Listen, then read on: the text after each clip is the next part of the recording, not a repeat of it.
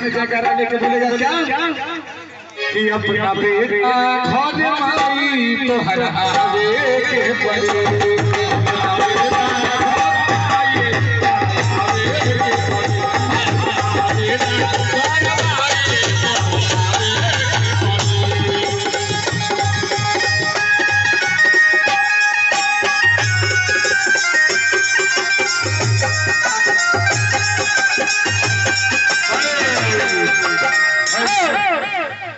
ये आप पहले जब अच्छा रुक जाए 2 मिनट थाने ना मुझे एक बहुत बढ़िया चुटकुला याद आया है। देखिए पहले तो ममता वर्मा जी और प्रदीप भाई की तरफ से अरदास है। पहले जब ऐसे कोई पैसा देता है कोनो कार्यक्रम होता रहता हमारे गांव में लड़के रहे लेकिन वो दाढ़ी उड़ाने दाढ़िया रोज छिलौले रहते हैं और साड़ी पहले रहते हैं। ठीक है जब के पैसा दे तो कहीं तो जोकर बैठल है जिसका बैठल है बोलू भैया वो जोकर खड़ाए लगा था देखा सब क्यों हंसता नहीं जोकर नहीं है। वाह क्या बात है कुछ लग गए तो उस समय हो कर हल कि जब के पैसा दे तो करवा के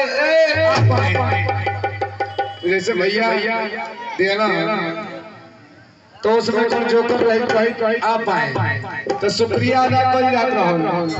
ठीक है तो शुक्रिया अदा कैसे कर जात रहो हम बाद में बताए तो गाना खत्म हो जाए फिर क्यों दोबारा बात गई हमके ठीक है ना। लेकिन वही क्या कहे कि बन हम छोट मैया कुछ ना बुझाया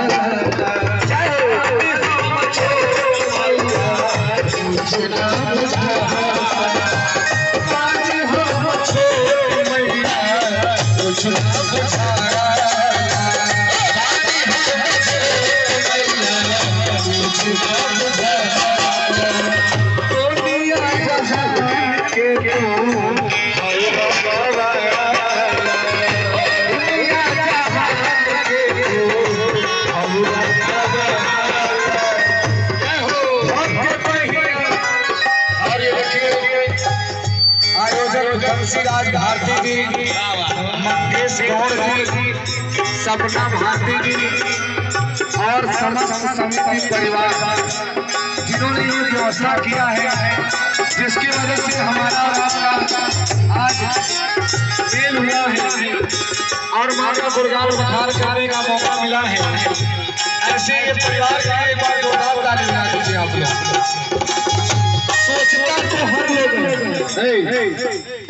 सोचेला हर के हम हमारे घरे जगराता हो हम माई के बोलती हम मूर्ति रखती लेकिन देखी सपराई करत करत कल बरस दिन जला हो ना भाई। बड़े भाग्यशाली होती है ऐसे लोग जिनके घर पे जिनके दरवाजे पर मां सेना वाले का वास होता है होता है। मीठी मीठी ताली बजाते हैं आप लोग और ताली बजाते रहिए।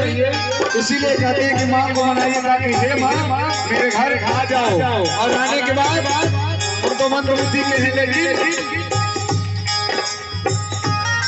भक्त वही